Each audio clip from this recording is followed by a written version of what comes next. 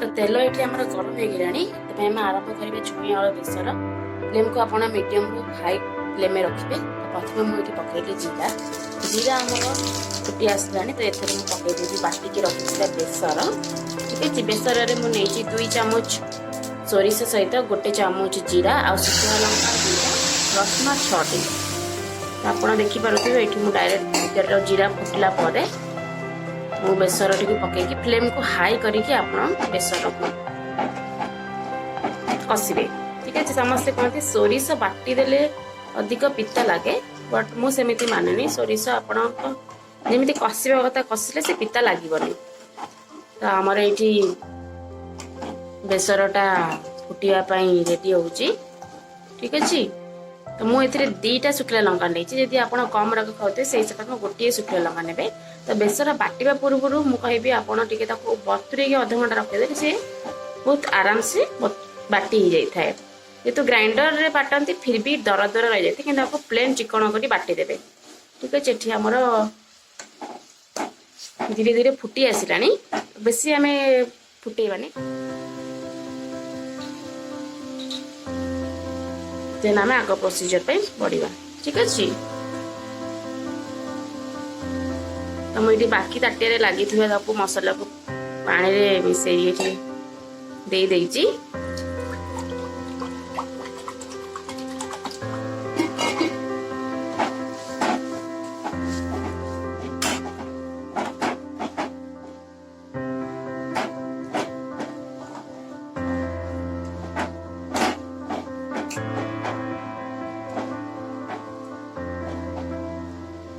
टिके समय लगे जहाँ भी हेले बेसर टिके फुटापी आम कषि ना पानी अधिक हो स्टार्टिंग पानी देदेवे बिकज ये आगुरी ही कषिकी पचर पानी दे से स्वादटा आसबनी। आप एका सांगे सब मसला सब बेसर जो बाटी थे ताकू ढाड़ी देवे। टिके फुटी आसला बेलू आहरी अधा पानी आड करेंगे कारण आम छुई आलू देवा से कषि हम। ठीक अच्छे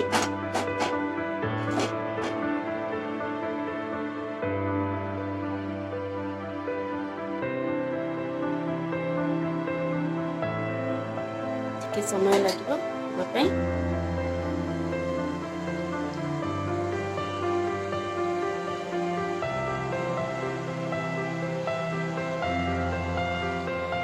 तो ये फुटी आसला आमर पाखापाखि बेसर से आम पकेबा नहीं 1 चामच हलदी गुंड आ पकेबा आम अध चामच लंका गुंड। फ्लेम को टिके आम कम करदेबा आमर लंका गुंड और हलदी गुंड को बेसर आम मिसईदेबा मिसईकी आम किसी समय छाड़ीदेबा।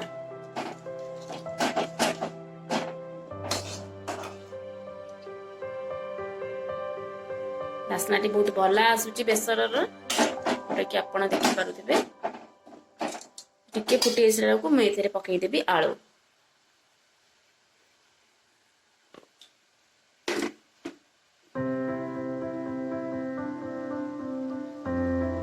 आम काटी रखि आलू को पकईदेवा तापरे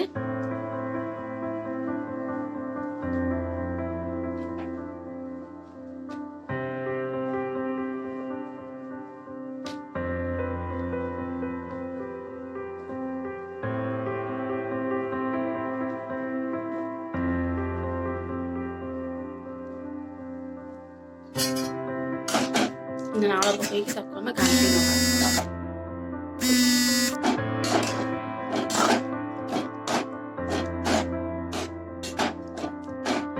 घाटी देकी आम किसी समय घोड़े रखीदबा।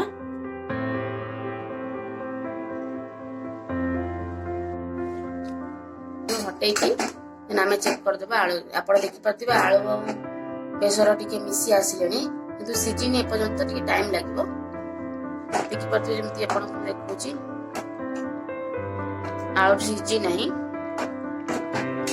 आम घाटी देकी पुणी घोड़े रखीदबा किंतु आप सब मध्यम आंचरे करेंगे। ठीक अच्छे ସେଇଟା ଆମେ ପୁଣି ଆଉ ଥରେ ଥାଳିଆକୁ କାଢ଼ିକି ଦେଖିଦେବା। ଅଲମୋଷ୍ଟ ଆମର ଦେଖିପାରୁଥିବେ ଆଳୁ ବେସର ସହିତ ମିଶିଗଲାଣି, କିନ୍ତୁ ସିଝିନି। ଏଇ ଅଧା ହିଁ ଇଏରେ ଆପଣ ତା ଦେହରେ ଛୁଇଁକୁ କାଟି ରଖିଥିବେ, ଛୁଇଁକୁ ପକେଇଦେବେ। ଠିକ ଅଛି, କାରଣ ଛୁଇଁଟା ସିଝିବାକୁ ବେଶୀ ସମୟ ନେଇନଥାଏ, ଅଳ୍ପ ସମୟରେ ହେଇଯାଏ। ଟିକେ ମୁଁ ଆଗେ ଆଳୁକୁ ପକେଇଲି, ଆଳୁର ଅଧା ସିଝିଯିବା ପରେ ହିଁ ଆମେ ଛୁଇଁଟାକୁ ପକେଇବା।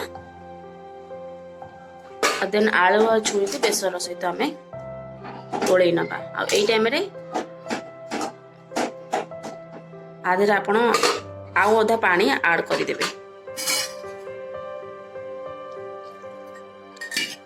ନେଇ ସିଝେଇବା ଟାଇମରେ ପାଣି ଦେଇଦେଲେ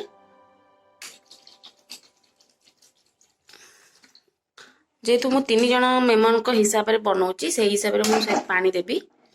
ଆପଣ ଆପଣଙ୍କର ହିସାବରେ ପାଣି ଦେବେ। ପାଖାପାଖି 1 ଗିଲାସ ପାଣି ଦେଲେ ହେଇଯିବ, କିନ୍ତୁ ଯଦି ଅଧିକ ଆପଣ ଝୋଳ ରଖିବା ପାଇଁ ଚାହୁଁଥିବେ ତ ଟିକେ 2 ଗିଲାସ ପାଣି ଦେଲେ ମୋ ମତରେ ଭଲ ହବ।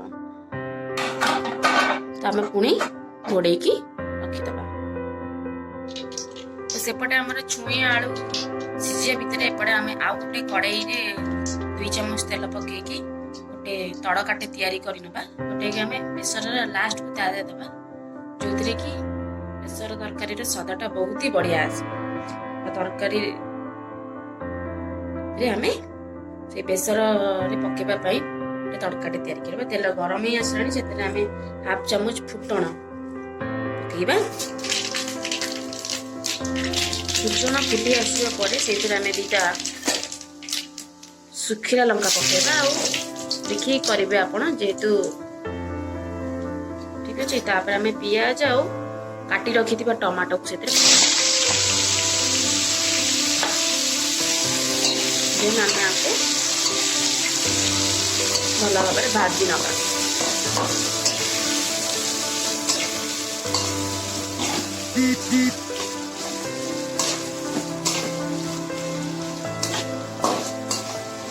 ଆକୁ ଆମେ ମଧ୍ୟମ ଆଞ୍ଚରେ ହିଁ ପକେଇବା।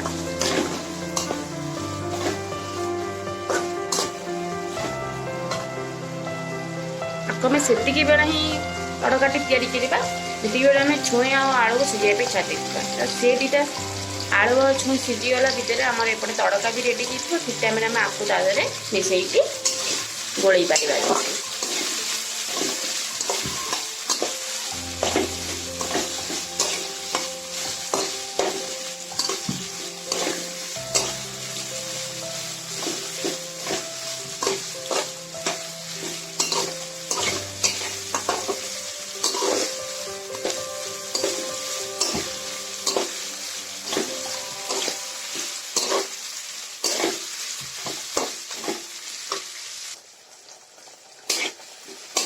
ଆମର ଭାଜି ହଉଛି, ତା ଭିତରେ ଆମେ ଚେକ୍ କରି ନେବା ଆମର ଛୁଇଁ ଆଳୁ। ଥାଳିଆକୁ ଆମେ ଭଲ ଭାବରେ ଫୁଟି ଆସିଲାଣି। ଏବେ ଆମେ ଆ ଦେହରେ ଲୁଣ ପକେଇବା। ଲୁଣ ମୁଁ ଆପଣଙ୍କ ସେଥିରେ କହିନଥିଲି, କାରଣ ଏଥିପାଇଁ ଆମେ ଲୁଣକୁ ପଛରେ ପକେଇବା। ଆମେ ଛୁଇଁ ଆଳୁ ଆମେ ଜାଣିପାରିବା ଯେ କେତେ ଆମକୁ ଲୁଣ ଦରକାର। ତ ଆପଣ 2 ଚାମଚ ଲୁଣ ପକେଇବେ। ମୋର ଗୋଟେ ଅନୁଭବ ହିସାବରେ ମୁଁ ପକଉଛି 2 ଚାମଚ ଲୁଣ ପକେଇକି ଆମେ ତାକୁ ଗୋଳେଇ ନେବା ଭଲ ଭାବରେ।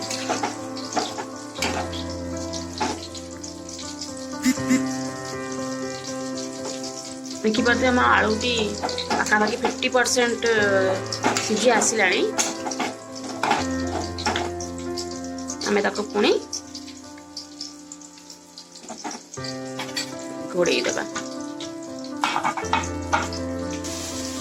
ତ ପାଖାପାଖି ଆମର ଏଠି ଭଜା ଭାଜି ହେଇଗଲାଣି। ତଡକାଟି ହବାକୁ 2 ରୁ 5 ମିନିଟ ସମୟ ଲାଗିଥାଏ। ତେବେ ଆମେ এই ତରକାରୀକୁ ଏଇଠି ଭାଜିବା ବନ୍ଦ କରିବା, ଗ୍ୟାସଟି ବନ୍ଦ କରିବା। ଏହାକୁ ଆମେ ବେସରରେ ପକେଇବା ପାଇଁ ଢାଙ୍କୁଣ ଉଠେଇଦେବା। ଢାଙ୍କୁଣ ଉଠେଇବା, ଦେଖିପାରୁଥିବେ ଫୁଟି ଆସିଲାଣି ଛୁଇଁ ବେସର।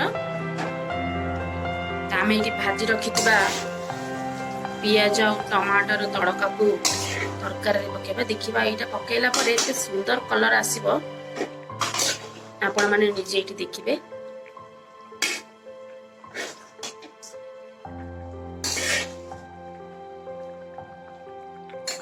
देखि पके देला परे केते सुंदर भाबरे हमें भलो भाबरे कलर आसी जिवो आकु टिके गोळे कि पुणी हमें आकु किछि समय सिझिबे पई गोळे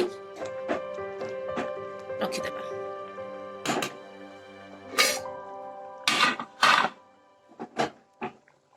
तो फुटी आसलानी पाखापाखि आमर बेसर आम ए ढाकुण उठाई देखिपारे केते सुंदर हो जाइए कलर टी बेसर तरकारी आम ये चेक कर ना आलू आ छुई आम सीझेलानी ना नहीं मुझे ये चेक कर देखई दूची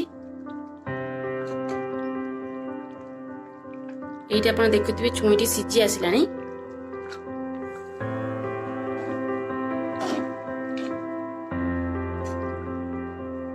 आपण गरम गरम काढ़ी से चेक कर दो बट आपण मैंने सेमती करेनि ठीक अच्छे आप थालिया काढ़ी करवा आलू भी आम पाखापाखि सीझी आसलानी छुई आलू सीझीगला आम ये भाजी रखि बड़ी को पकईदबा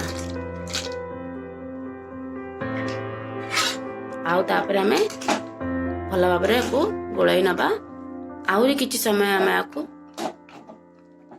सीझापी छाड़देबा बड़ीटा भी ये जमी सफ्ट हो घोड़े रखिदेबा आम आपको आउ मध्यम आंचरे आम आपको पकेबा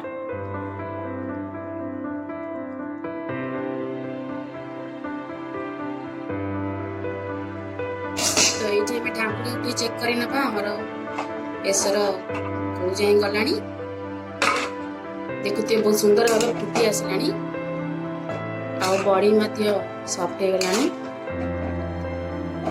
गोले नवा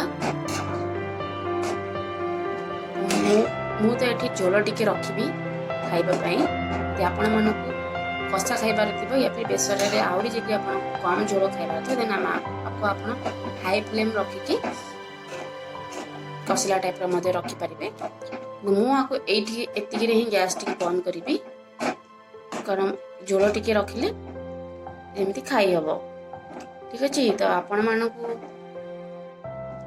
केमिति लागिला वीडियोटी कहबे आ जदि आपण मानकर मन होई बेसर छुई आलू तरकारी खाइबा पई तो एबे ही आपण घरे निश्चित ट्राई करंतु हम कमेंट बॉक्स में मते निश्चित जणाइबे कि केमिति लागिला आपण को बेसर तरकारी ठीक है। यदि वीडियोटी भल लागिला तो चैनल को लाइक शेयर और सब्सक्राइब करिया को बिल्कुल भी भूलिबेनी। तो तरकारीटी हमर कंप्लीट भाबर हे जाईची एटी अति सुंदर देखा जाए बास्नाटी मते खूब सुंदर होची बॉडी बास्नाटा बेसर तरकारी रे बहुत भल ही आसुची मु तो जाउची एबे ही खाइबी आपण माने काई डेरी करूछंती आपण माने भी एबे ही बनातु आ घरे बनै मते निश्चित कमेंट बॉक्स रे जणेबे।